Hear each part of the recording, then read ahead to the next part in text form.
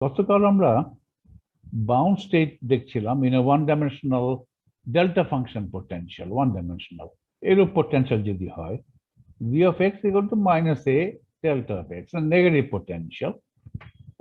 Delta function ঠিক function নয়, আঁকা যায় না, is limit of a function, highly spiked function in the negative direction. Negative direction একটা স্পাইকড ফাংশন যদি নাও, এটাকে বলে স্পাইকড ফাংশন। স্পাইক উপরে হলে সাধারণত স্পাইক বলে, এটাকে স্পাইক বলছি উল্টো দিকে, এবং দুদিক থেকে এটা কমে আসছে আর এই দিকে বেড়ে যাচ্ছে, এরিয়াটা কনস্ট্যান্ট থাকছে, এটাই ডেল্টা ফাংশন। ওকে, আমরা নেগেটিভ এনার্জির সলিউশন দেখবো, খুঁজবো এই পোটেনশিয়ালে, সেগুলো হবে বাউন্ড স্টেট। পজিটিভ এনার্জি হলে, ধরো এনার্জি যদি এই জায়গায় থাকে, পজিটিভ এনার্জি, ওকে,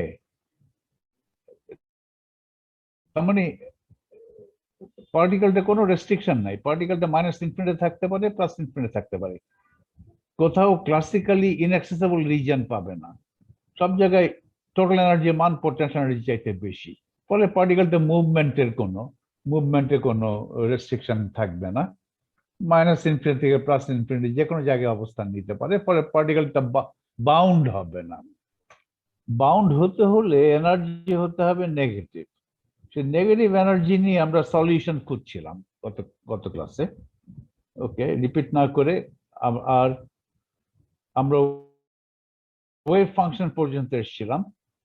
আমরা for x less than 0, for x less than 0 and x greater than 0 wave ফাংশনটা পেয়েছি psi of x, এবং wave function is continuous at x equal to 0, সেটা ব্যবহার করে ওয়েভ ফাংশনটা দাঁড়িয়েছিল এটা বি। এখানে ছিল, আগে ছিল বি, এখানে আরেকটা কনস্ট্যান্ট ছিল, দুটো কনস্ট্যান্ট সমান হতে হবে, কারণ wave function must be continuous at x equal to 0. psi of x এর left limit as x tends to 0 আর right limit to x tends to 0, right limit মানে এখানে x equal to 0 বসাবে, যেটা পাবে সেটাকে বলা হবে রাইট লিমিট।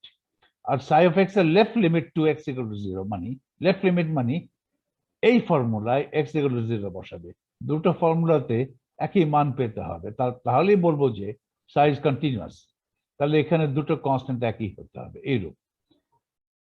এটা তো একটা ফাংশন, যেটা আমি প্লট করলে এইরূপ পাবো। আমি ফাংশনটা দেখছি, দেখেই বুঝতে পারছি যে ফাংশনটার ডেরিভেটিভ কন্টিনিউয়াস নয়। at x equal to 0 তে ফাংশনটার ডেরিভেটিভ সেম না।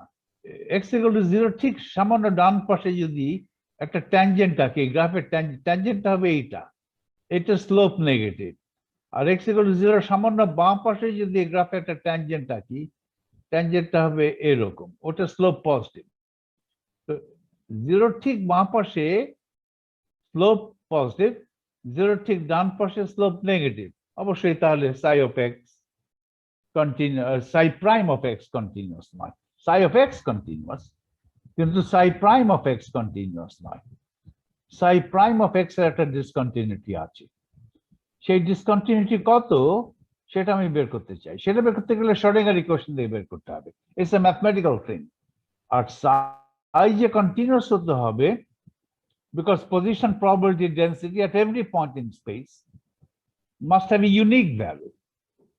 একটি পয়েন্টে দুটো পজিশন probability density থাকতে পারে না, থাকলে সেটা একটা contradiction of logic.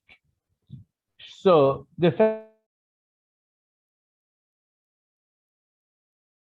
that psi is everywhere is a physical requirement, R psi prime যে discontinuous হবে এই জায়গায়, এটা একটা ম্যাথমেটিক্যাল রিকোয়ারমেন্ট, দেখতেই পাচ্ছি। আর কত ডিসকন্টিনিউটি কত সেটা শ্রোডিঙ্গার ইকুয়েশন থেকে পাবো।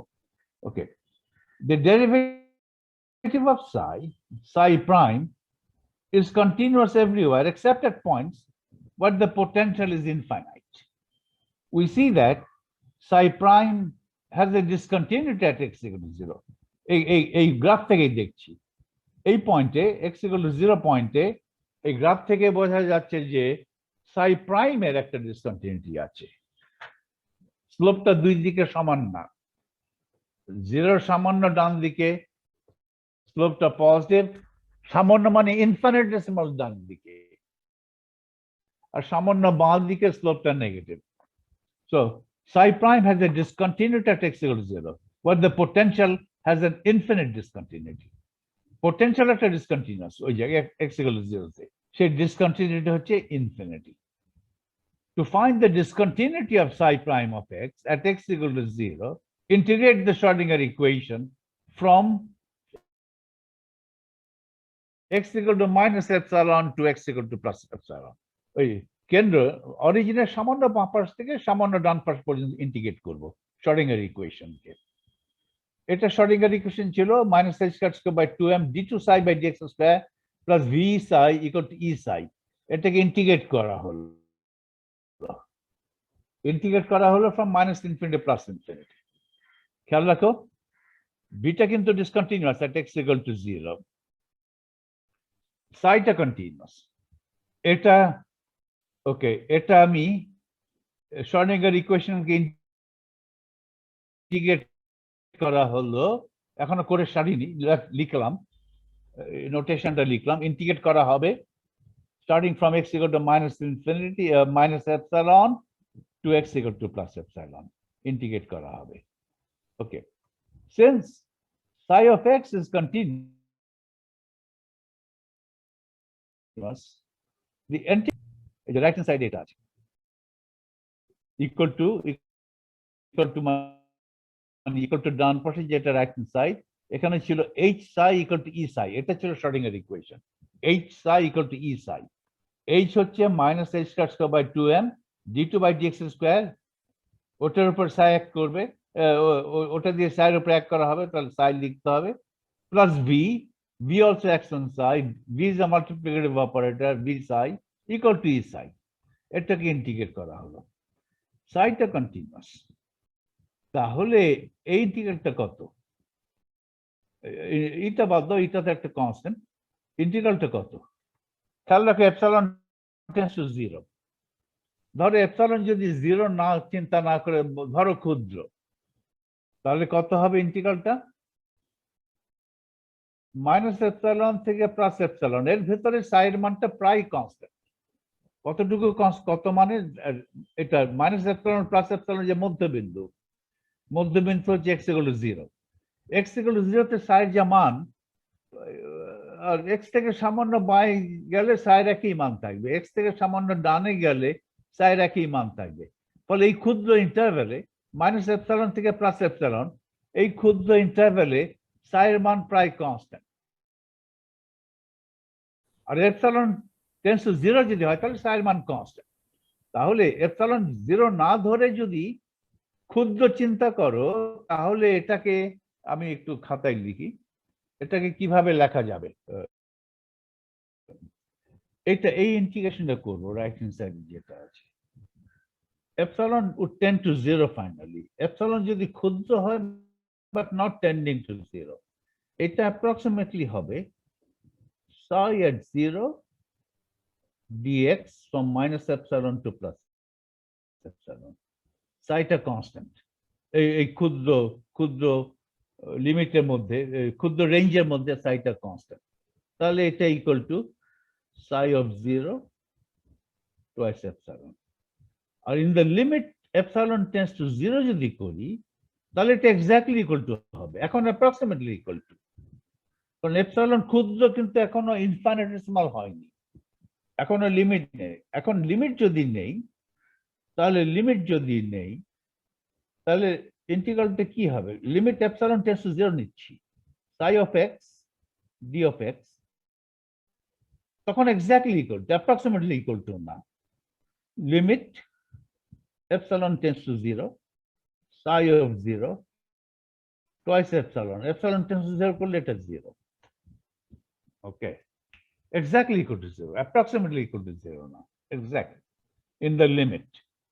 ওকে, তো রাইট হ্যান্ড সাইড তো 0 হচ্ছে, এটাই বলছিলাম ওখানে, রাইট হ্যান্ড সাইড 0 হচ্ছে। since psi of x is continuous, the integral on the right hand side এইটা psi of x continuous হতে হবে। continuous হওয়ার ফলে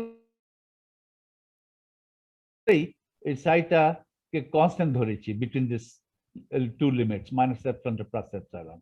ওকে, The integral on the right hand side of this equation is 0. So we find. আচ্ছা এখন বলো দেখি এটা ইন্টিগ্রেট করলে কি হবে? d2 psi by dx square.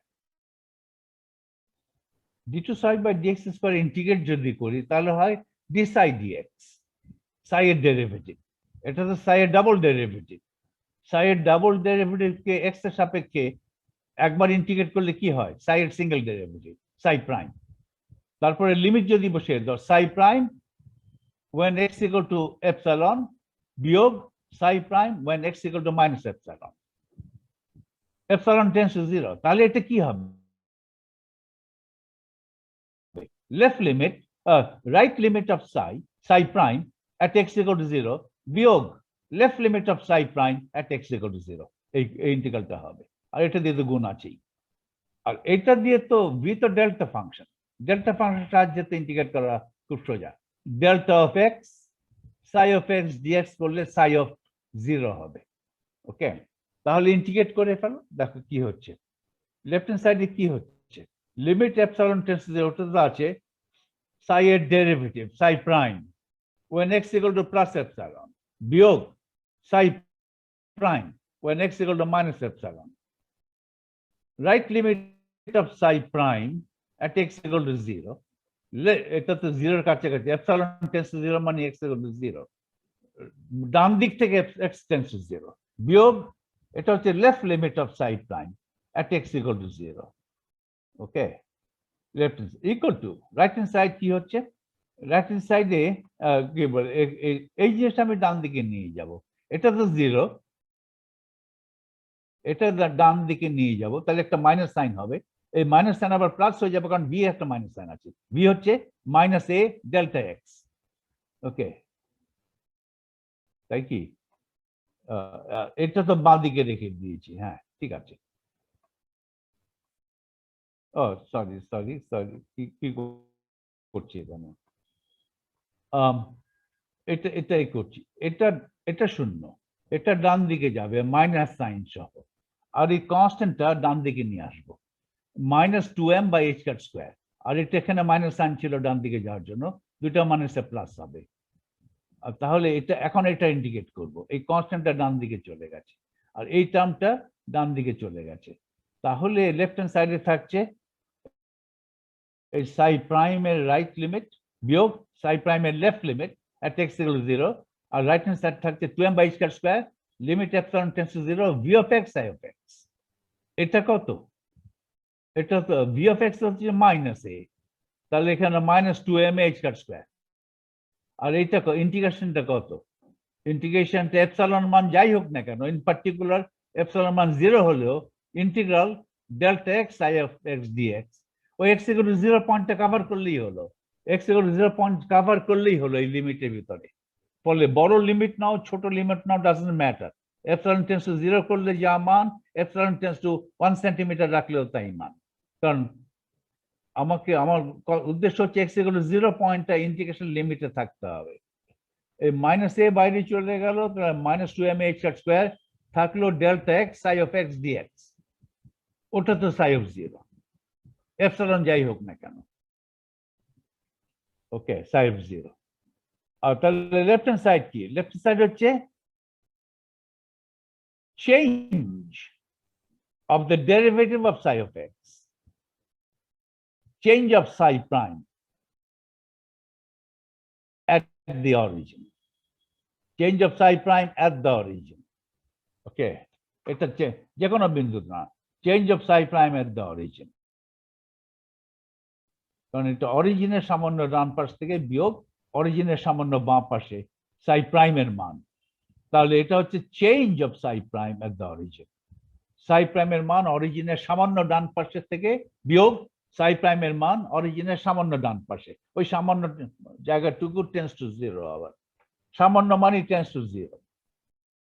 তাহলে এটা হচ্ছে ডিসকন্টিনিউটি। ডিসকন্টিনিউটি যদি থাকে psi প্রাইমে তাহলে লেফট হ্যান্ড সাইড শূন্য হবে না, লেফট হ্যান্ড সাইড শূন্য হচ্ছেও না। ডিসকন্টিনিউটি কত আমি পেয়ে গেলাম ইন্টিগ্রেশন করে। তাহলে psi প্রাইমের discontinuity at x equal to 0 is -2ma by h square psi of 0. এটা হচ্ছে psi প্রাইমের discontinuity at x equal to 0. এটা একটা ইম্পর্টেন্ট। ওকে, এটা হতে হবে। Psi prime must be discontinuous. And discontinuity কত সেটা ইকুয়েশন 9 এ দেওয়া আছে। ইকুয়েশন 9টা পেলাম কিভাবে? ইকুয়েশন 9টা পেলাম শ্রোডিঙ্গার ইকুয়েশন থেকে। কিভাবে শ্রোডিঙ্গার ইকুয়েশন পেলে? ফিগেট the Schrodinger equation across the discontinuity. কোন পয়েন্টে ডিসকন্টিনিউটি আছে? x equal to 0 পয়েন্টে। 0 পয়েন্টটাকে কভার করে ইন্টিগ্রেট করতে হবে। তাহলে 0 পয়েন্টের সামান্য বাঁ পাশ থেকে 0 পয়েন্টের সামান্য ডান পাশ পর্যন্ত ইন্ডিকেট করলেই হবে। সামান্য বাঁ পাশ মানে মাইনাস এপসাইলন, আবার এপসাইলন টেন্ডস টু 0, সামান্য মানে হচ্ছে ইনফিনিটেসিমাল। ওই প্রসিজার অ্যাপ্লাই করে শ্রোডিঙ্গার ইকুয়েশন থেকে x equal to 0 তে সাই প্রাইমের কি ডিসকন্টিনিউটি? এটা হচ্ছে সাই প্রাইমের ডিসকন্টিনিউটি। সাই কন্টিনিউয়াস কিন্তু সাই প্রাইম ডিসকন্টিনিউয়াস। ওকে, এখন ধরো এটাকে আবার অন্যভাবে লেখা যায়। সাইয়ের একটা ফর্মুলা আছে, তার সাইয়ের ফর্মুলা থেকে what is Sai prime when x equal to epsilon?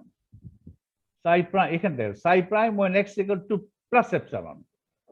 তাহলে x equal to plus epsilon যখন, তখন এই ফর্মুলা, psi এর এই ফর্মুলা, 0 ডান পাশে psi এর এই ফর্মুলা। তাহলে psi prime এর ফর্মুলা কত? মাইনাস কাপ্পা, এটা কাপ্পা বলছি, kappa B E to the power minus kappa X. তাহলে psi prime এর মান as x tends to 0 ডান দিক থেকে, x equal to x tends to 0 from the right, কত হবে? Minus B minus kappa B. right limit of psi prime at x equal to 0 is minus kappa b. What is the left limit of psi at x equal to 0? Plus kappa b.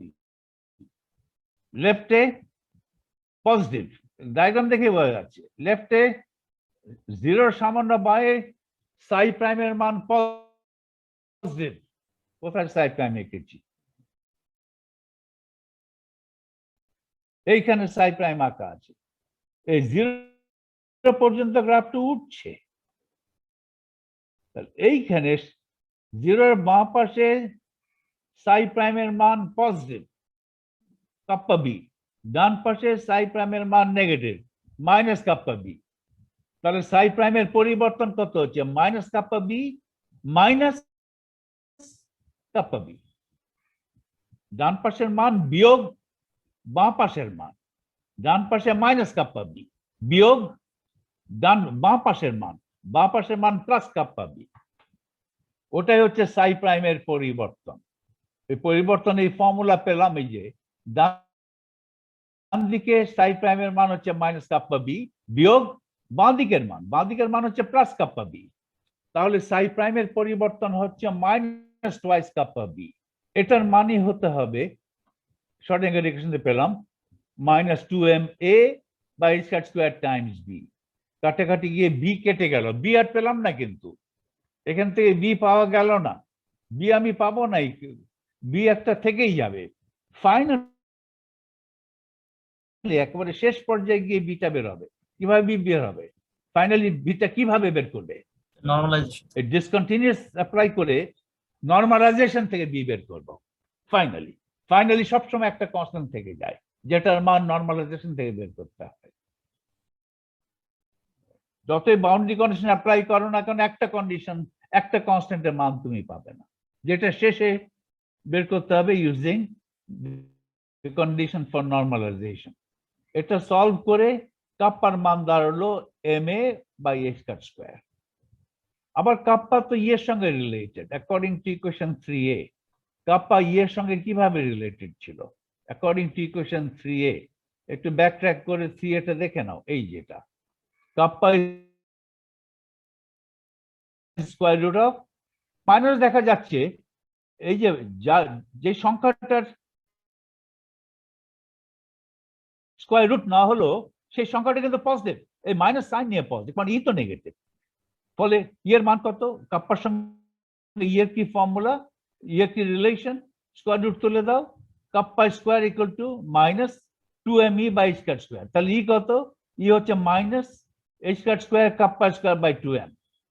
কাপ্পাতে পেয়ে গেলাম, discontinuous থেকে discontinuity of psi prime থেকে কাপ্পার মান পেয়ে গেলাম, তাহলে ই এর মানও পেয়ে গেলাম। ওকে, কোথায় গেল শেষে? আচ্ছা,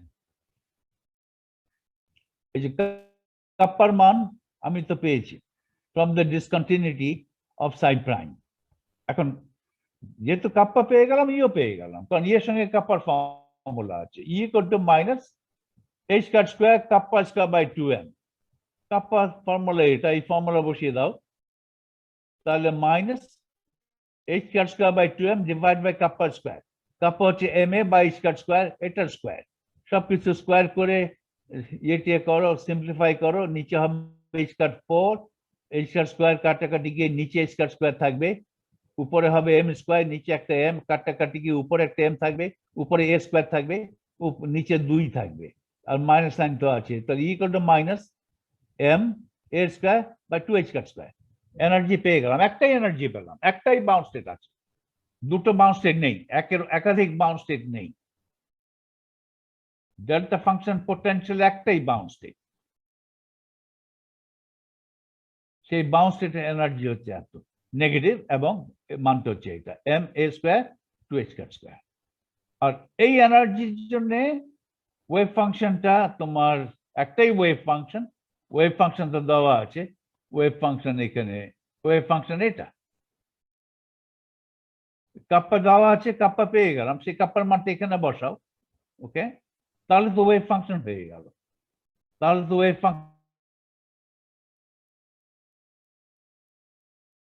ফাংশন হয়ে গেল, কারণ তো এনার্জি পেয়েছি। এই কাপ্পার ভ্যালু বসিয়ে আবার সাইও পাবে, কারণ সাইয়ের মধ্যে কাপ্পা আছে, বিটা পাবে না, বিটা নর্মালাইজেশন থেকে আসতে হবে। তাহলে কাপ্পার মান তো পাওয়া গেছে, এইটা M A by H cut square, কাপ্পার মানটা পেলাম from the discontinuity of psi prime. এই কাপ্পার মান থেকে এনার্জি মান পেলাম, এই কাপ্পার মান থেকে সাইও পাবে, ইয়ার করসপন্ডিং সাই কত পাবে। তাহলে এবং তার আগে সাইটাকে নর্মালাইজ করে নেই, mod psi square DX minus infinity plus infinity. আচ্ছা, সাইটা তো হচ্ছে ইভেন ফাংশন, সাইটা হচ্ছে ইভেন ফাংশন, গ্রাফ দেখে বুঝতে পারবে ইভেন ফাংশন। মড স্কোয়ার করলে even function, even function symmetric, 0 থেকে 0 কে কেন্দ্র করে সিমেট্রিক লিমিটের মধ্যে ইন্টিগ্রেট করা হচ্ছে। সাই মড স্কোয়ার যেহেতু ইভেন, ইন্টিগ্রালের মান মাইনাস ইনফিনিটি থেকে 0 পর্যন্ত যা, 0 থেকে ইনফিনিটি পর্যন্ত একই কথা। তাহলে আমি ইন্টিগ্রেশনটা 0 টু ইনফিনিটি করে 2 দিয়ে গুণ দিলেই হচ্ছে, আমার ইন্টিগ্রাল হচ্ছে minus infinity two 0 to infinity of N even function. ফলে নেগেটিভ সাইডে ইন্টিগ্রেট করলে যা পাবে, পজিটিভ সাইডে ইন্টিগ্রেট করলে একই পাবে। আমি পজিটিভ সাইডে ইন্টিগ্রেশনটা রাখলাম 0 টু ইনফিনিটি, আর 2 দিয়ে গুণ দিয়ে দিলাম, তাহলে আমার হয়ে গেল I get the integral from minus infinity plus infinity. এখানে একটা ডিএক্স লিখতে হবে, এটার মান কত 2 মড বি স্কোয়ার, এটা করলে কি হবে, এটা করলে 1/2 কাপ্পা, তো mod B square by kappa, এটা হতে হবে 1। আর বিটাকে যদি আমি রিয়েল ধরি, রিয়েল এন্ড পজিটিভ ধরি, তাহলে বি কাপ্পা রুট কাপ্পা ধরলেই হবে। আর কাপ্পা তো আগেই পেয়েছিলাম, এম কাপ্পা কি ছিল, root m A by H cut, root m A by H cut. তাহলে বি পেলে এটা নর্মালাইজেশন কনস্ট্যান্ট পেয়ে গেলাম m A by H cut, ওই কাপ্পার ভ্যালু বসিয়ে নর্মালাইজেশন কনস্ট্যান্ট পাওয়া গেল root m A by H cut. আর সাই এর মধ্যে e to the power kappa x আছে, e to the power minus kappa x আছে, তাহলে ওই কাপ্পার মান বসিয়ে সাই পেয়ে যাবে। আচ্ছা, এখন বলো দেখি, কাপ্পা কাপ্পা কিন্তু M A by H cut square. আমি একটু স্টপ শেয়ার করি, এখানে আসি।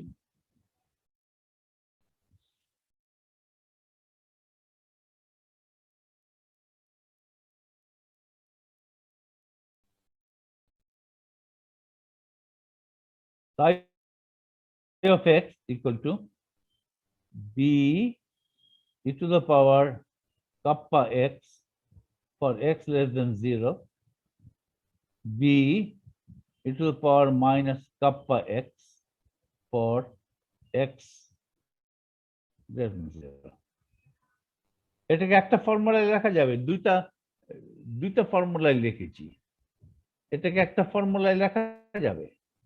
বি যোগ করে এখানে কিন্তু আমার পুরো এক্স অ্যাক্সিসকে ভাগ করে লিখেছি, একটা নেগেটিভ এক্স অ্যাক্সিস, একটা positive x axis. Negative x axis এর ফর্মুলা হচ্ছে kappa x plus kappa x e to the power kappa x. Positive x axis এর জন্য e to the power minus kappa x. এক লাইনে লেখা যাবে। এই এক্স অ্যাক্সিস ভাগ না করে, এক্স অ্যাক্সিস নেগেটিভ পজিটিভ দুটা রিজনে ভাগ না করে, দুই ভাগে দুই রকম ফর্মুলা না লিখে একটা লাইনে লেখা যাবে কি? কিভাবে লিখবো বলুন দেখি। এটা b E to the power, আমার কলম তো নড়েই না, e to the power minus কি লিখবে এখন বলো? পজিটিভ এক্স অ্যাক্সিসকে ভাগ করা যাবে না, নেগেটিভ ভাগ পজিটিভ ভাগ করা যাবে না, দুই ভাগের জন্য একটাই formula, minus kappa mod x. তাহলে হবে ই টু দ্য পাওয়ার মাইনাস একটু ওয়েট করো, আমার স্টাক হয়ে গেছে।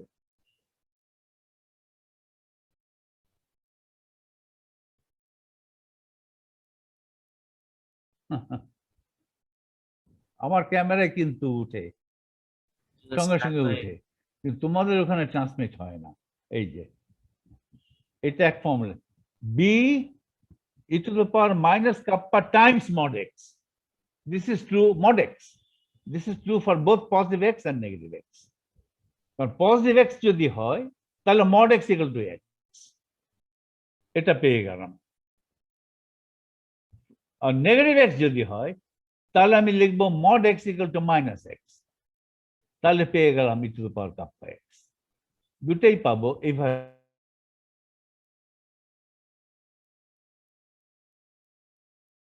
Square root of ma by h cut, okay, square root of ma by h cut, square root of ma by e to the power minus kappa x. Kappa কি ছিল? Kappa ছিল ma by h cut square mod x, তাই তো? Kappa তো পেয়েছিলাম ma by mod h cut square, সেই কাপ্পাটা বসিয়ে দাও এক্সপোনেন্টে। আর বি কিন্তু রুট কাপ্পা, বি কিন্তু কাপ্পার রুট। আর সুতরাং বিতে square root of m A by H cut, আর e to the power minus kappa mod x, আর কাপ্পা হচ্ছে m A by H cut square, দিয়ে m A by H cut square.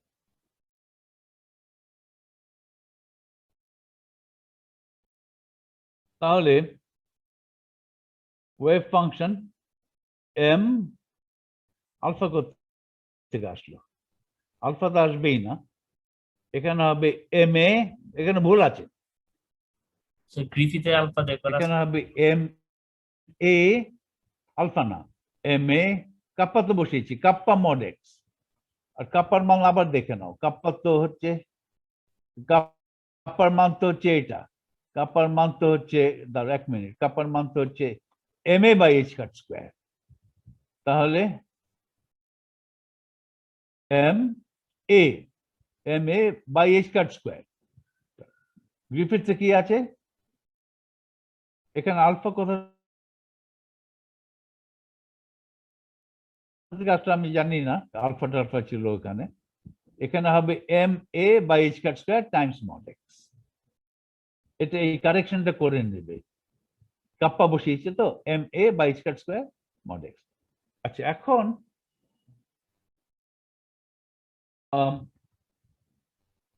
তুমি এটা কারেক্ট হলো কিনা একটা ডাইমেনশন চেক করে দেখতে পারো। এটা কিন্তু ডাইমেনশনলেস হবে, ওকে, এটা ডাইমেনশনলেস হবে। ডাইমেনশনলেস যদি না হয় তাহলে ভুল আছে। ওকে, তুমি দেখো, কারেক্ট করো m a mod x by square square, তারপরে দেখো এটা ডাইমেনশনলেস কিনা। ডাইমেনশনলেস হতেই হবে। ওকে, এখানে শেষ হলো। আনফরচুনেটলি এখানে একটা ভুল ছিল। Next, unbound, that is scattering states in a potential well. এটা potential well ঠিক না। potential well হতে পারে, potential well or potential barrier ইত্যাদি। Unbound scattering states in a potential well, potential barrier ইত্যাদি বলতে পারি। ওকে, সুতরাং এটা মোর জেনারেল। পোটেনশিয়াল ওয়েলের বেলাও আনবাউন্ড স্টেট থাকতে পারে। ওকে, আচ্ছা, এখন আমি যেটা আলোচনা করব, transmission and reflection of a particle from a step potential. Step potential কিরকম হবে? কনসিডার দ্য স্টেপ পোটেনশিয়াল, ধরো এইরূপ Vx equal to 0 for x less than 0 and Vx equal to positive V naught plus V naught একটা positive সংখ্যা, Vx equal to V naught for x greater than 0, region 2। তার মানে আঁকলে এরকম হবে, এটাকে বলে step potential. at x equal to 0 I have a step minus infinity থেকে up to 0, পোটেনশিয়ালের মান 0। 0 তে এসে sudden rise, potential suddenly rise করে গেল, কিন্তু এক্স পরিবর্তন হলো না। এটাকে বলে ডিসকন্টিনিউটি। একটা ফাইনাইট ডিসকন্টিনিউটি হলো at x equal to 0. So potential suddenly rises from a value of 0 to a value of V naught at x equal to 0, and then remains constant at V0 up to x equal to infinity. Positive x-axis কে বলা হবে region 2, negative x-axis কে বলা হবে region 1। এটা হচ্ছে step potential.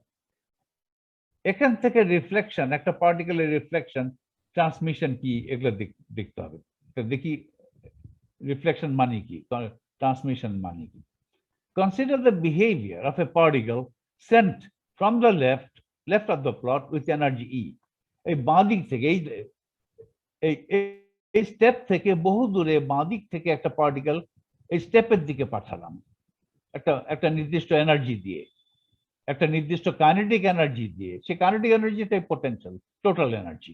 একটা নির্দিষ্ট total energy দিয়ে পার্টিকেলটাকে এই স্টেপের অনেক বাঁ দিক থেকে স্টেপের দিকে পাঠালাম, থ্রো করলাম। পার্টিকেলটা আসছে, একটা লাইন বরাবর আসছে, কিন্তু পার্টিকেলটা এনার্জি কত, ওকে, সেটাও ডিপেন্ড করে। এনার্জি হয়তো ভি নটের চাইতে বেশি হতে পারে।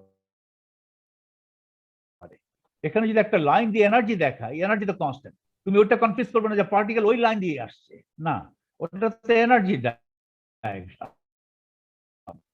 এনার্জি ডায়াগ্রাম আর অ্যাকচুয়াল মোশন যেই লাইনে হচ্ছে সেটা ভিন্ন, রাইট?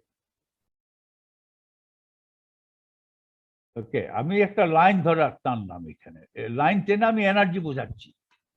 এই লাইন টানাও অনেক ঝামেলা, না প্র্যাকটিক্যাল ঝামেলা না, কনসেপচুয়াল ঝামেলায় পড়বে তোমরা।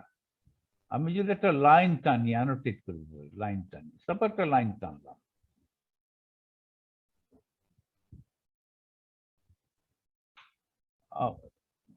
যে পার্টিকেলটা বাম দিক থেকে এই পোটেনশিয়াল স্টেপের দিকে আছে, ওটা এই লাইন বরাবর আসছে, ওটার এনার্জি হচ্ছে এই লাইন দিয়ে দেখানো হলো, এনার্জি কনস্ট্যান্ট। এরকম একটা লাইন টেনে যদি বলি ওখানে এনার্জি, ওকে, ওটা যদি বলি এনার্জি, ধরো এখানে বলে ওটা হচ্ছে এনার্জি ই, টোটাল এনার্জি ই। এটা এনার্জি ডায়াগ্রাম দেখাচ্ছি, কারণ এখানে পোটেনশিয়াল এনার্জি এঁকেছি, এটা গ্রাফ করেছি। আসলে পোটেনশিয়াল এনার্জি আঁকা আছে, টোটাল এনার্জি আঁকা আছে। পিন নিলে এরকম কিছু আসবে না, এটা তো একটা গ্রাফ। একটা মোবাইল ক্যামেরা দিয়ে এরকম ছবি আসবে না। মোবাইল ক্যামেরা দিয়ে যদি ভিডিও নাও, দেখবে যে এখানে এসে পোটেনশিয়ালটা হঠাৎ বেড়ে যায়, রাইট? এখানে কোনো কাঠ দিয়ে এরকম সিঁড়ি বানানো হয়নি, কাঠের সিঁড়ি না। ওকে, সিঁড়ি বলছি, কিন্তু এখানে এটা একটা পোটেনশিয়াল ইলেকট্রিক ফিল্ড আছে এখানে, ইলেকট্রিক ফিল্ড। এইটা পার্টিকেল আসছে বাঁ দিক থেকে, এই লাইন, ওই এনার্জি এই লাইন দিয়ে আসছে পার্টিকেল, এমন না কোন লাইন দিয়ে আসছে বলছি না, বলা নেই। পার্টিকেলটা আসছে বাঁ দিক থেকে ডান দিকে। ওকে, এসে এই পোটেনশিয়াল ব্যারিয়ার হিট করলো, তারপরে কি হবে? Consider the behavior of a particle sent from the left of the plot with energy E. এর মান V নট এর চাইতে কম হতে পারে, এর মান V নট এর চাইতে বেশি হতে পারে। এই ডায়াগ্রামে পোটেনশিয়ালের মিনিমাম মান কত? পোটেনশিয়ালের মিনিমাম মান হচ্ছে 0, অনেক দূর পর্যন্ত কনস্ট্যান্ট, আর ম্যাক্সিমাম মান হচ্ছে V নট। ফলে এনার্জি, নেগেটিভ এনার্জি নিয়ে পার্টিকেল থাকতে পারবে না। নেগেটিভ এনার্জি নিলে, একটা লাইন যদি এখানে নেগেটিভ লাইন আঁকি, সব জায়গায় পোটেনশিয়াল এনার্জি টোটাল এনার্জি যাতে বেশি, এরকম সিচুয়েশন তো সম্ভব না। কোনো কোনো জায়গায় বেশি হতে পারে, কিন্তু কিছু জায়গায় তো টোটাল এনার্জি বেশি থাকতে হবে পোটেনশিয়াল এনার্জি চাইতে। যে সমস্ত জায়গায় ভি বেশি, সেই সমস্ত জায়গায় পার্টিকেলটা থাকতে পারে না। ক্লাসিক্যালি তো মোটেই থাকতে পারে না, কোয়ান্টাম মেকানিক্যালি খানিকটা ভেতরের দিকে যেতে পারে, ইন দ্য ক্লাসিক্যালি ইনঅ্যাক্সেসিবল রিজিয়ন। সব জায়গায় ভি এর মান বেশি এর চাইতে, সেটা সম্ভব না। ওকে, ফলে এই সিচুয়েশনে, যেখানে মিনিমাম অফ দ্য পোটেনশিয়াল হচ্ছে 0, এই সিচুয়েশনে পার্টিকেল এনার্জি নেগেটিভ নিয়ে সলিউশন নাই। তুমি চেষ্টা করো নেগেটিভ নিয়ে সলিউশন বের করার চেষ্টা করো, পাবে না। সুতরাং ইটা যেটা পার্টিকেলটা এনার্জি ই, আর ফিজিক্যাল সিচুয়েশনে দেখতে হবে, এখানে ফিজিক্যাল সিচুয়েশন দেখতে হবে। বহু দূর থেকে একটা পার্টিকেল একটা নির্দিষ্ট এনার্জি ই দিয়ে, ওই পার্টিকেলটা একটা ভেলোসিটি দিলাম ডান দিকে, ওই ভেলোসিটির কারণে পার্টিকেল একটা কাইনেটিক এনার্জি হলো, সেই কাইনেটিক এনার্জিটাই পার্টিকেলের টোটাল এনার্জি, কারণ বহু বাঁ দিকে পোটেনশিয়াল এনার্জি শূন্য। তো যেটুকু কাইনেটিক এনার্জি দেওয়া হলো পার্টিকেলকে, একটা ভেলোসিটি প্রদান করা হলো ডান দিকে, তার মানে স্টেপের দিকে। তো পার্টিকেলটা ডান দিকে অরিজিনের দিকে আসছে একটা নির্দিষ্ট কাইনেটিক এনার্জি নিয়ে, সেই কাইনেটিক এনার্জি টোটাল এনার্জি, এবং টোটাল এনার্জি কনস্ট্যান্ট থাকবে। সেই টোটাল এনার্জি ভি নট এর চাইতে কম হতে পারে, ভি নট এর চাইতে বেশি হতে পারে। এই দুটো কেস আমরা আলাদাভাবে দেখব। টোটাল এনার্জি নেগেটিভ হতে পারবে না। ওকে, so consider the behavior of a particle sent from the left of the plot with energy E. Classically, we know the answer. কি হতে পারে? যদি এনার্জি, ক্লাসিক্যালি এটা তো কমন সেন্স বলছে, এর মান যদি ভি নট এর চাইতে বেশি হয়, ওকে, তাহলে পার্টিকেলটা, ওই মার্বেলটা, ওই স্টেপটাকে অতিক্রম করে যাবে। ওকে,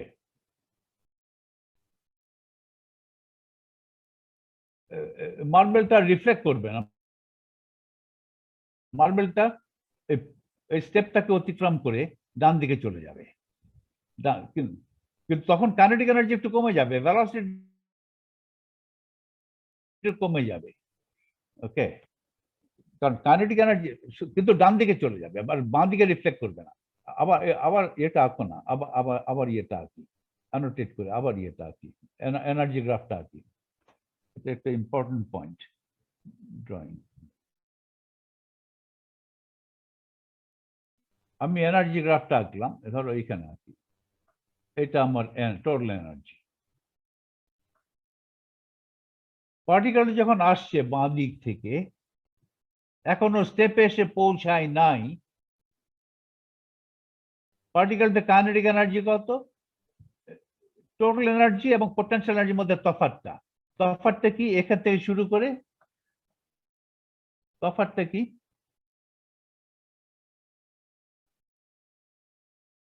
এখান থেকে শুরু করে টোটাল এনার্জি এবং পোটেনশিয়াল এনার্জির মধ্যে যে দূরত্ব, ওটাই তফাৎ, ওটাই কাইনেটিক এনার্জি বাঁ দিকে। তো বাঁ দিকে টোটাল এনার্জি যা, কাইনেটিক এনার্জি একই, খুব দ্রুত আসছে। কিন্তু ব্যারিয়ার হাইট ভি নট, ওটা টোটাল এনার্জি চাইতে কম। তার মানে এই ব্যারিয়ার ওই পার্টিকেলকে থামাতে পারবে না। ওই ব্যারিয়ারের কারণে পার্টিকেলটার স্পিড একটু কমে যাবে, কিন্তু কমে একবারে শূন্য হবে না, এবং এটাকে আর নেগেটিভ হবে না। ডান দিকে স্পিড ভেলোসিটি ধরা পজিটিভ। পার্টিকেল যখন ব্যারিয়ারটা এই স্টেপটা অতিক্রম করে এখানে চলে আসলো, তখন পার্টিকেলের এনার্জি, কাইনেটিক এনার্জি কমে গেছে, টোটাল এনার্জি সেম আছে। পার্টিকেলের পোটেনশিয়াল এনার্জি যখন V naught, kinetic total energy, এই লাল টোটাল এনার্জি, এই কালা হচ্ছে পোটেনশিয়াল এনার্জি, তফাৎ হচ্ছে কাইনেটিক এনার্জি। কাইনেটিক এনার্জি কম, তার মানে আস্তে আস্তে মুভ করছে। এখন দ্রুত আসছিল, এখন আস্তে আস্তে যাচ্ছে, কিন্তু যাচ্ছে ডান দিকে। ওইটা আর এখানে এসে ব্যাক করেনি। ওকে, ফলে ক্লাসিক্যালি পার্টিকেলটা ট্রান্সমিট করে যাবে। এই স্টেপে পার্টিকেলের এনার্জি ই যদি এই ভি নটের চাইতে বেশি হয়, আর এনার্জি যদি ভি নটের চাইতে কম হয়, তাহলে কি হবে? তাহলে পার্টিকেলটার স্টেপ অতিক্রম করে ডান দিকে যেতে পারবে না, তার আগেই থেমে যাবে। তার আগেই থেমে যাবে, এবং থেমে গিয়ে ভেলোসিটি রিভার্স হয়ে যাবে। পার্টিকেলটা ব্যাক করবে, ধাক্কা খেয়ে পার্টিকেলটা ব্যাক করবে। ওকে,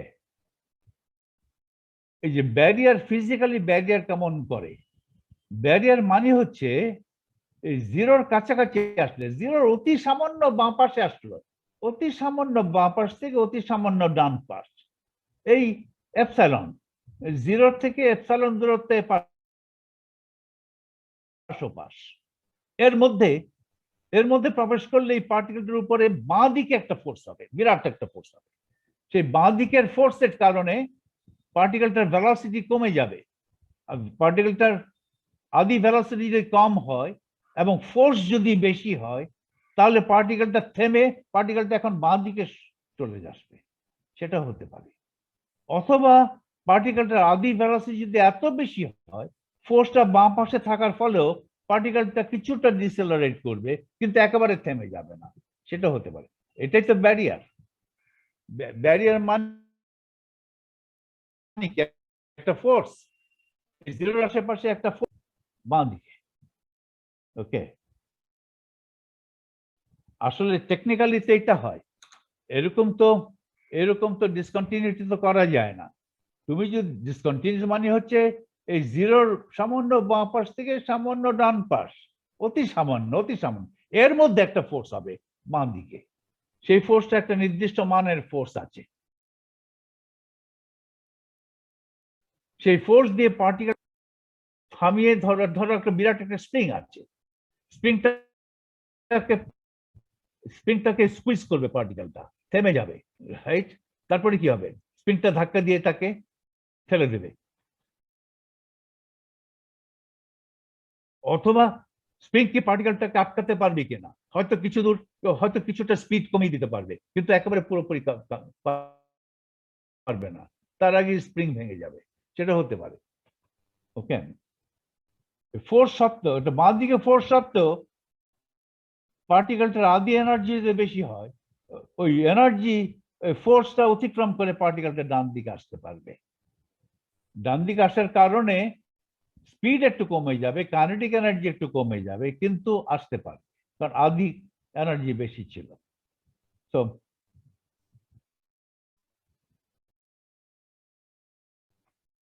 কি করলাম? স্ক্রিন চলে গেছে।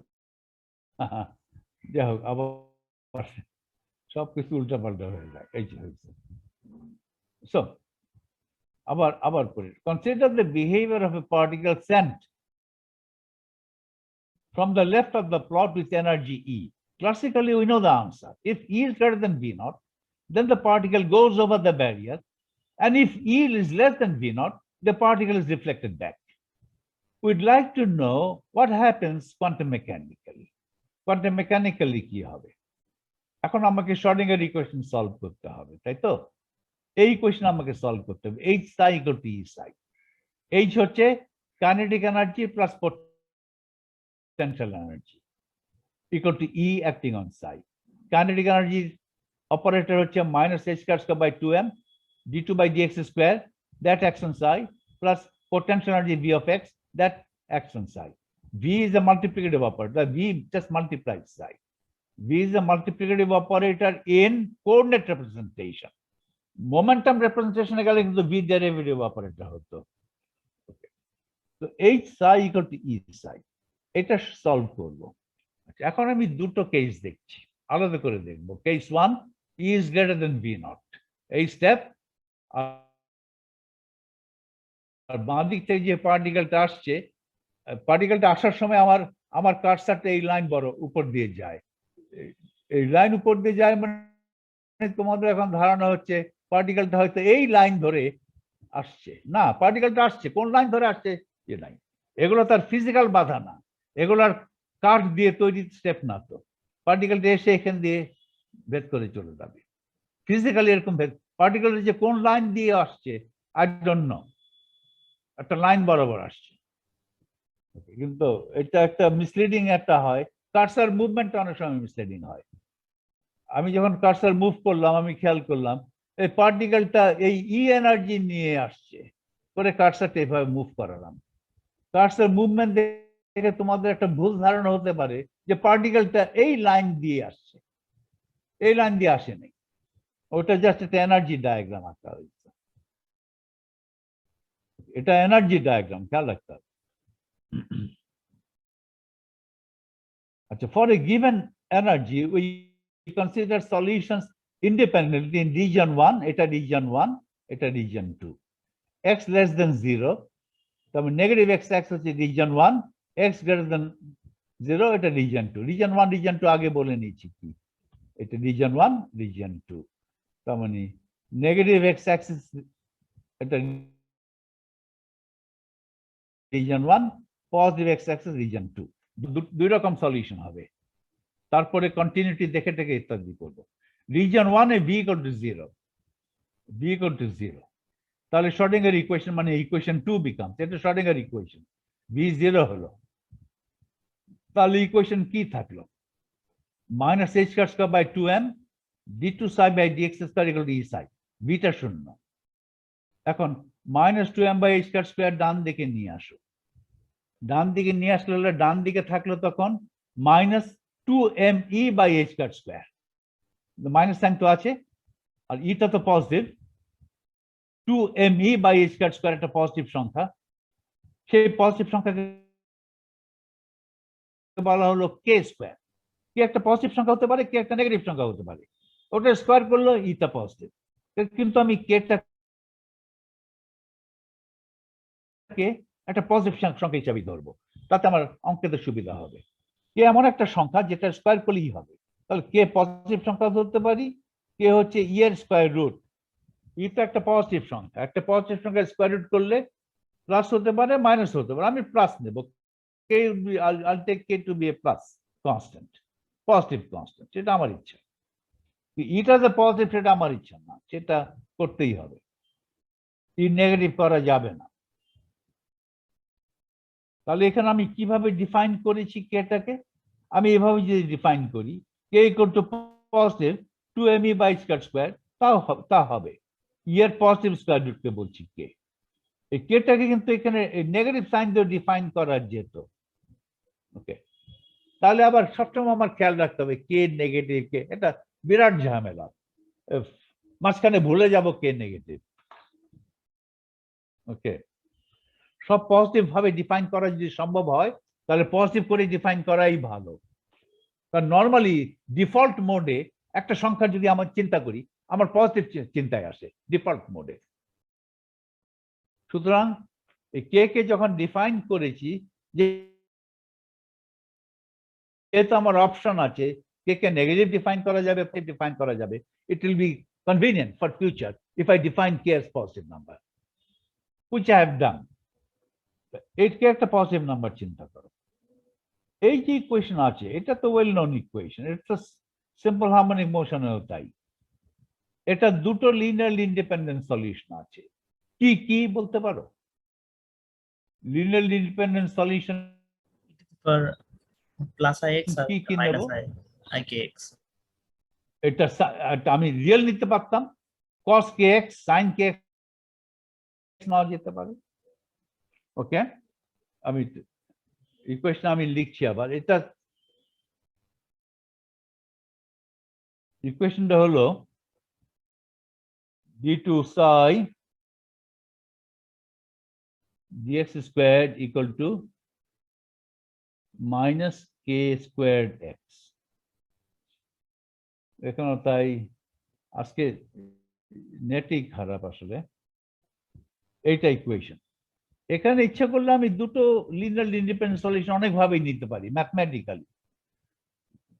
কিভাবে নিলে আমার সুবিধা হবে সেটা অন্য কথা, সুবিধার কথা পরে দেখবো। এখন শুধু ম্যাথমেটিক্স দেখো। এটা দুটো লিনিয়ারলি ইন্ডিপেন্ডেন্ট সলিউশন আছে। দুটো লিনিয়ারলি ইন্ডিপেন্ডেন্ট সলিউশনকে আমি নিতে পারি এভাবে। দুটোকে যদি রিয়েল চুজ করি, cos kx নেওয়া চলে, sin kx নিতে পারবো। চেক করে দেখো, cos kx নিলে এটা হয়, sin kx নিলেও এটা এখানে সাই, sin kx নিলেও এই ডিফারেন্সিয়াল ইকুয়েশন স্যাটিসফাই করে। এভাবে নিতে পারবো। অথবা e to the power ikx e to the power minus ikx এভাবে নেওয়া যাবে। অথবা একটা কমপ্লেক্স একটা রিয়েল, এভাবে নিতে পারবো। এখন আমি কোন ভাবে নেব? দুটাই রিয়েল ধরবো, না দুটোই কমপ্লেক্স ধরবো, না একটা কমপ্লেক্স একটা রিয়েল ধরবো? এটা ফিজিক্স থেকে, ফিজিক্যালি কোনটা আমার কনভিনিয়েন্ট হয় সেটা দেখতে হবে। ওকে, আমার কনভিনিয়েন্সটা কোথায়? আমি তো জেনারেল সলিউশন লিখবো। জেনারেল সলিউশন হবে a linear combination of the two linearly independent solutions, যেভাবে লিখবো। এখন লিনিয়ারলি ইন্ডিপেন্ডেন্ট সলিউশন দুটো আছে, সেই দুটো আমি কিভাবে নেব? যেভাবেই নেই না কেন শেষ উত্তরটা একই, কিন্তু উত্তরে পৌঁছাতে গেলে আমার অনেক কষ্ট কমানোর জন্য আমি আগে থেকে একটু ইন্টেলিজেন্টলি নেব লিনিয়ারলি ইন্ডিপেন্ডেন্ট সলিউশন কি, যাতে আমার কষ্টটা কম হয় ফাইনাল রেজাল্টে পৌঁছাতে। ফাইনাল রেজাল্ট একই হবে যেভাবেই নাও না কেন, কারণ এগুলো সব mathematically identical. Okay, so there are two linearly independent solutions of equation 4. এই ইকুয়েশনটা দুটো linearly independent solution আছে। We can take these solutions to be exponential complex, e to the power ikx and e to the power minus ikx. কেন এটা ইয়ে হবে? অথবা নিতে পারতাম sin kx cos kx, কিন্তু sin kx cos kx দিলে হবে না। We can write down the wave function in region 1 in a physically motivated way. Physically motivated হলে রিজন 1-এ, এই রিজন 1-এ ওয়েভ ফাংশনটা কি হবে সেটা আমি ফিজিক্যাল মোটিভেশন থেকে লিখছি। দেখো, ন্যাচারালি এক্সপোনেনশিয়াল দিয়ে লিখতে হবে, সাইন কস দিয়ে ন্যাচারালি লেখা যাবে না। পরে অবশ্য সাইনে কসে নিয়ে আসতে পারবো, কারণ e to the power i k x, এটা তো cos k x plus i sine x. E to the power minus i k x, এটা তো cos k x plus minus i sine k x. এটা এই যে solution লিখছি, এটা e to the power i k x এবং e to the power minus i k x এর combination. এটা cos k x sine k x এরও একটা কম্বিনেশন। কিন্তু ন্যাচারালি প্রথমেই ফিজিক্যাল মোটিভেশন থেকে লিখলে প্রথমেই এক্সপোনেনশিয়াল দিয়ে লিখতে হয়। কেন? দেখা যাক। We can write down the wave function in region 1। Reason 1 মানে বাঁ দিকে, স্টেপের বাঁ দিকে, বাঁ দিক থেকে পার্টিকেলটা আসছে। আমি পার্টিকেলকে শুট করেছি towards the potential from the left. বাঁ দিক থেকে পার্টিকেলটা আসছে ব্যারিয়ারের দিকে। ওকে, তাহলে এবং এসে কি হতে পারে? এসে দুটো জিনিস হতে পারে। পার্টিকেলটা রিফ্লেক্ট করতে পারে, রিফ্লেক্ট করার একটা সম্ভাবনা আছে, অথবা ট্রান্সমিট করে ডান দিকে চলে যাবে, ব্যারিয়ার ডান দিকে চলে যাবে। দুটোর সম্ভাবনাই আছে, ট্রান্সমিটও করতে পারে, রিফ্লেক্টও করতে পারে। ওকে, আর বাঁ দিকে যেটা থাকবে সেখানে থাকলে রিফ্লেক্ট করলে ওই রিফ্লেক্টেড পার্টটা বাঁ দিকে থাকবে, আর ট্রান্সমিটেড পার্টটা ডান দিকে থাকবে। তো বাঁ দিকে ওয়েভ ফাংশনের দুটো কম্পোনেন্ট আছে। একটা হচ্ছে প্রথমে পার্টিকেলটা আসছে, একটা ইনকামিং কম্পোনেন্ট থাকতে হবে। আর ব্যারিয়ার এসে পার্টিকেলটার সম্ভাবনা আছে রিফ্লেক্ট করে আবার বাঁ দিকে চলে যাওয়ার। তাহলে বাঁ দিকে ওয়েভ ফাংশনের আরেকটা কম্পোনেন্ট আছে। প্রথম কম্পোনেন্টটা হচ্ছে represents a particle going right, দ্বিতীয় রিফ্লেক্টেড কম্পোনেন্ট হচ্ছে represents a particle going left, reflect করে তো বাঁয়ে যাবে। ওকে, তার মানে এইভাবে লিখছি, ধরো e to the power I kx এই একটা লিখলাম, ওটার অ্যাম্পলিটিউড 1 দিলাম, আর পার্টিকেল তো আসতেই হবে বাঁয়ে, কিন্তু রিফ্লেক্ট হতেই হবে এমন কোনো কথা নাই। পার্টিকেল বাঁয়ে আসবে এটা নিশ্চিত, কিন্তু রিফ্লেক্ট করবে কিনা, রিফ্লেক্ট নাও করতে পারে সেটা নিশ্চিত না, ট্রান্সমিট করতে পারে। ফলে এ রিফ্লেকশনের কোএফিশিয়েন্ট এর মানটা একের চাইতে কম হতে হবে। এর modular square would be the reflection coefficient, reflection করার প্রবাবিলিটি। অরিজিনাল ওয়েভের একটা অংশ রিফ্লেক্ট করবে। ওয়েভ হচ্ছে প্রবাবিলিটি ওয়েভ, অরিজিনাল ওয়েভের একটা অংশ রিফ্লেক্ট করবে। অরিজিনাল ওয়েভ যদি 1 ধরি, অ্যাম্পলিটিউড যদি 1 ধরি, ওই অ্যাম্পলিটিউডের একটা সার্টেন ফ্র্যাকশন এ রিফ্লেক্ট করবে। এটা একটা কথার কথা হিসেবে বলছি, একটা পিক্টোরিয়াল ওয়েতে বলছি। এটার মানে হলো একটা ওয়েভ যদি বাঁ দিক থেকে ডান দিকে আসবেই, কারণ আমি পাঠিয়েছি পার্টিকেলটা, পার্টিকেল বিহেভ লাইক ওয়েভ, সে পার্টিকেলটার হওয়ার রিজন 1 দিয়ে সম্ভাবনা কত? এই সম্ভাবনা হবে মড এ স্কয়ার। তার মানে অরিজিনাল ইনকামিং ওয়েভের একটা পোর্শন রিফ্লেক্ট করলো, একটা পোর্শন রিফ্লেক্ট করা মানে রিফ্লেক্ট করার একটা সম্ভাবনা আছে। অরিজিনাল ওয়েভের পুরোটাই রিফ্লেক্ট করলো, তাহলে এর মান হবে 1, তাহলে 100% সম্ভাবনা রিফ্লেক্ট করে যাওয়ার। এর মান যদি 1-এর কম হয়, তাহলে বললে যে ইনকামিং পার্টিকেলের যে অ্যাম্পলিটিউড, সেই অ্যাম্পলিটিউডের একটা ফ্র্যাকশন মাত্র রিফ্লেক্ট করলো, বাকি ফ্র্যাকশনটা ট্রান্সমিট করে ডান দিকে চলে। তার মানে রিফ্লেক্ট করার একটা সম্ভাবনা আছে, ট্রান্সমিট করার একটা সম্ভাবনা আছে। পার্টিকেলটা কিন্তু একই সঙ্গে দুটো জিনিস করবে না। একই সঙ্গে পার্টিকেলটা রিফ্লেক্টও করলো, ট্রান্সমিটও করলো, পার্টিকেলটা চূর্ণ বিচূর্ণ হয়ে গেল, রাইট, পাউডার হয়ে গেল। পার্টিকেলটা পাউডার হয়ে কিছু পাউডার বাঁ দিকে গেল, পাউডার ডান দিকে গেল, এরকম না। পার্টিকেল আবার পাউডার হবে কি হবে? একটা ইলেকট্রন পাঠাচ্ছে, ইলেকট্রন এলিমেন্টারি পার্টিকেল, ইলেকট্রন পার্টিকেলটা ভাগ হয়ে গেল, ভাগ হয়ে একটা ভাগ গেল বাঁ দিকে রিফ্লেক্ট করলো, আরেকটা ভাগ গেল ডান দিকে, সেরকম না।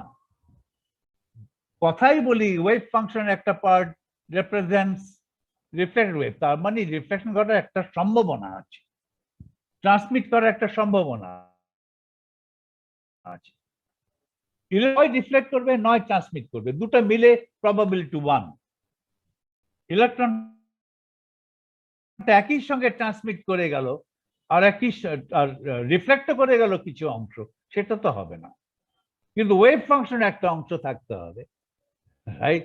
ওয়েভ ফাংশন হচ্ছে সম্ভাবনা, ওয়েভ ফাংশন একটা অংশ থাকতে হবে representing reflected wave. Reflected wave যদি হয় থাকে, সেটা তো বাঁ দিকে থাকবে, কারণ স্টেপটা তো দিয়েছি 0-তে। 0 থেকে রিফ্লেক্ট করলে বাঁ দিকে থাকবে, বাঁ দিকে থাকবে এবং বাঁ দিকে ধাবিত হবে। আর ইনকামিং ওয়েভের যে এটা, সেটা ডান দিকে প্রপাগেট করবে। ওকে, তাহলে বাঁ পাশে যে ওয়েভ ফাংশন at x<0, সেই ওয়েভ ফাংশনের দুটো পার্ট থাকবে। One part would represent an incoming wave coming towards the step at x=0. আরেকটা পার্ট হবে রিফ্লেক্টেড ওয়েভ। রিফ্লেক্টেড ওয়েভ একটা অ্যাম্পলিটিউড দিলাম, এই অ্যাম্পলিটিউডটা 0 হতে পারে, অথবা 1ও হতে পারে, অথবা 0-1 একটা মাঝামাঝি সংখ্যা হতে পারে। তার রিফ্লেকশন হওয়ার সম্ভাবনা 0 হতে পারে, 100% সম্ভাবনা হতে পারে, অথবা একটা 100% 0%-এর মধ্যে একটা ধরো 30% সম্ভাবনা হতে পারে। ওকে, এরকম হতে পারে। ওকে, তাহলে লেফট হ্যান্ড সাইডে একটা ইনকামিং ওয়েভ থাকবে এবং একটা রিফ্লেক্টেড ওয়েভ থাকবে। Reflected wave represents the probability that the particle would reflect to the left. Incoming wave would represent the probability that the particle would come from minus infinity to the step. ওটা probability 1, ফলে এখানে 1 ধরেছি। এটা reflector probability 1 এর কম, 1 কিংবা 1 এর কম। ওকে, 0 থেকে 1 এর মধ্যে, ফলে এ একটা সংখ্যা। সে সংখ্যা কত সেটা আমাকে বের করতে হবে, কিন্তু ফিজিক্যালি মোটিভেটেড হয়ে এইভাবে লিখলাম। আর ডান এটা হচ্ছে ইনকামিং ওয়েভ, প্লাস এটা হচ্ছে আউটগোয়িং ওয়েভ, আউটগোয়িং। এটা হচ্ছে ইনকামিং, এটা হচ্ছে আউটগোয়িং বলতে পারি, উল্টো দিকে ধাবিত হচ্ছে। এটা হচ্ছে this represents a wave, this represents a particle going right, going along the positive x Axis. This represents a wave or represents a particle and wave is একই জিনিস, represents a particle going left, going towards the negative x-axis.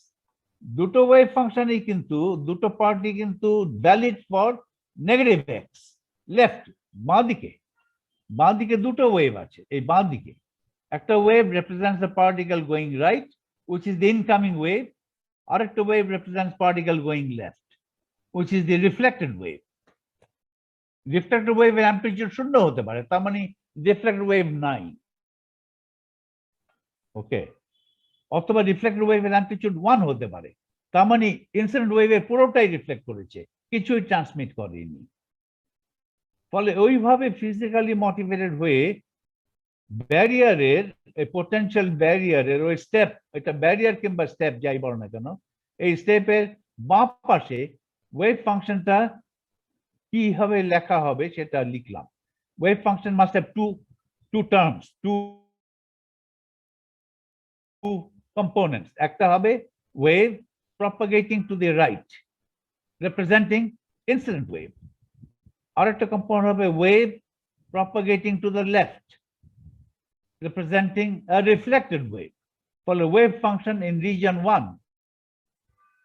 is of this form. At the incoming part e to the power I kx, at the outgoing part e to the power. এখন incoming outgoing বলছি, একটা incoming মানে ডান দিকে যাচ্ছে, outgoing মানে reflected মানে বাঁ দিকে যাচ্ছে, প্লাস হলে ডান দিকে যাচ্ছে, মাইনাস হলে বাঁ দিকে যাচ্ছে। এগুলো কোত্থেকে পেলাম? আগে করেছি। এটা কোথায় করেছি, কোন কনটেক্সটে করেছি? e to the power I kx is like a plane wave traveling towards the positive x-axis. E to the power minus I kx is a plane wave traveling towards the negative x-axis, উল্টো দিকে। এগুলো কোন context আমরা আলোচনা করেছিলাম একবার অতীতে,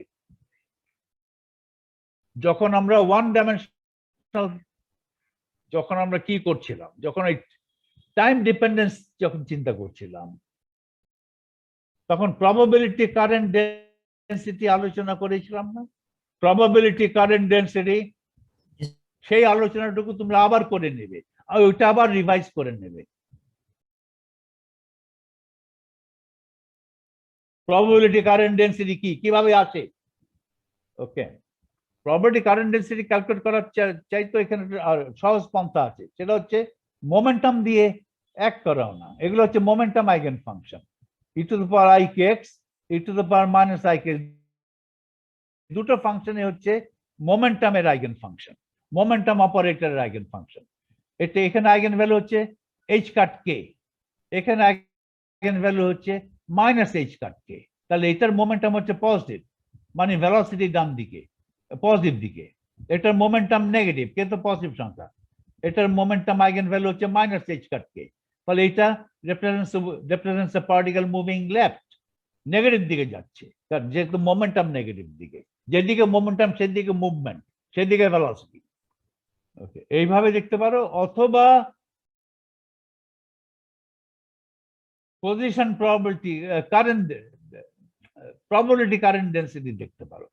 এটার প্রবাবিলিটি কারেন্ট ডেন্সিটি পজিটিভ, এটার প্রবাবিলিটি কারেন্ট ডেন্সিটি নেগেটিভ। তার মানে এটা represents the particle moving in the positive side, this represents the particle moving in the negative side. And current density calculate করলে কত দাঁড়াবে?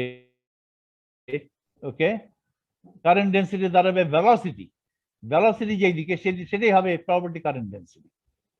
মোমেন্টাম যদি হয় h কাট k, ভেলোসিটি কত হবে? ক্লাসিক্যালি ভেলোসিটি কত h cut k by m। তো এটার জন্য যদি কারেন্ট ডেনসিটি ক্যালকুলেট করো, কারেন্ট ডেনসিটি একটা ভেক্টর, এই ওয়েভ ফাংশন নিয়ে e to the power i kx নিয়ে কারেন্ট ডেনসিটি যদি ক্যালকুলেট করো, ফর্মুলা আসবে, কারেন্ট ডেনসিটি আসবে i hat h cut k by m। h cut k হচ্ছে momentum, h cut k by m এটা হচ্ছে স্পিড, রাইট? এটা হচ্ছে vx, h কাট k হচ্ছে momentum in the positive x axis divide by m velocity vx, আর এখানে plus i hat vx, তার মানে i hat এর দিকে probability current density positive x axis দিকে। এটা দিয়ে যদি করো, এটা দিয়ে যদি তুমি প্রবাবিলিটি কারেন্ট ডেনসিটি ক্যালকুলেট করো, তুমি পাবে minus i hat h cut k by m v। h cut k by m হচ্ছে v, h কাট k হচ্ছে মোমেন্টাম ডিভাইড বাই m, ওটা v। i hat যে বললাম ওই i hat আর এই i আলাদা জিনিস, এই i হচ্ছে স্কয়ার রুট অফ -1, আর i hat j hat k hat সেটা অন্য জিনিস। দুইভাবেই দেখতে পারো। This represents the wave propagating along the positive x-axis. This is physically, this is the incident wave representing an incoming particle. This represents a wave propagating along the negative x-axis. This represents a reflected particle being reflected. Reflect করার probability কত? Mod a square, where a is the a form এখানে where psi, a constant psi is the amplitude of the reflected wave. Reflected wave amplitude হলো 1, পুরোটাই 1, তার একটা অংশ reflect করলো। In other words, we set up the incoming মানে হচ্ছে right moving, যেটা স্টেপের দিক, বাঁ দিক থেকে স্টেপের দিকে আসছে, সেটা তো ডান দিকে, রাইট মুভিং, ডান দিকে যাচ্ছে। কোন পার্টিকেল তো ডান দিক থেকে স্টেপের দিকে আসছে না, সেটা লেফট মুভিং হতো। Okay, so we set up the incoming এখানে right moving, e to the power ikx মানে right moving wave, e to the power ix, and we want to calculate how much of the left moving, যদি কোন একটা wave reflected হয়, যদি ওয়েভের একটা অংশ রিফ্লেক্টেড হয়, সেটা তো বাঁ দিকে যাবে, বাঁ দিকে গেলে লেফট মুভিং হবে, সেটা e to the power minus ikx।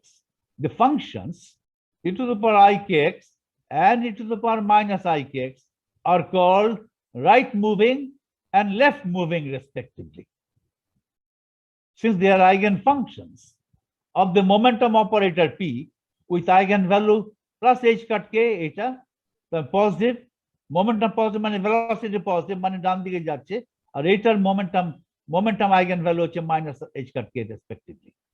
এই দুটোর উপরে যদি মোমেন্টাম দিয়ে অ্যাপ্লাই অ্যাক্ট করাও, তুমি আইগেনভ্যালু পাবে h cut k এটার জন্য, ওটার জন্য পাবে minus h cut k।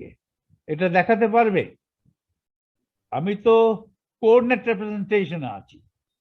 This is a wave. In coordinate representation, একটা plane wave, e to the power plus ikx, আর কোঅর্ডিনেট রিপ্রেজেন্টেশনে মোমেন্টাম অপারেটর কি? One dimensional momentum operator px। px টা কিভাবে লিখবে? px টা হবে minus ih cut d by dx। তাহলে minus ih cut d by dx দিয়ে এটার উপরে এক করাও, এক করানোর পরে কি পাবে? Equal to h cut k e to the power ikx। তাহলে তুমি বলবে যে e to the power ikx is an eigenfunction of the momentum operator with eigenvalue h cut k।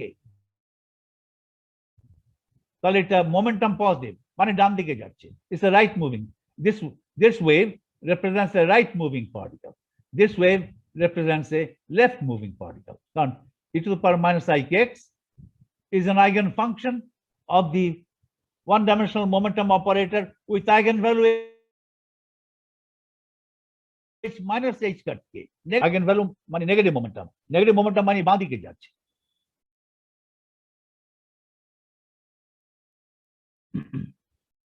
কটা বাজে? 1টা বেজে যাচ্ছে। আমি রিজন 1 এ প্রবাবিলিটি কারেন্ট ডেন্সিটি ক্যালকুলেট করব।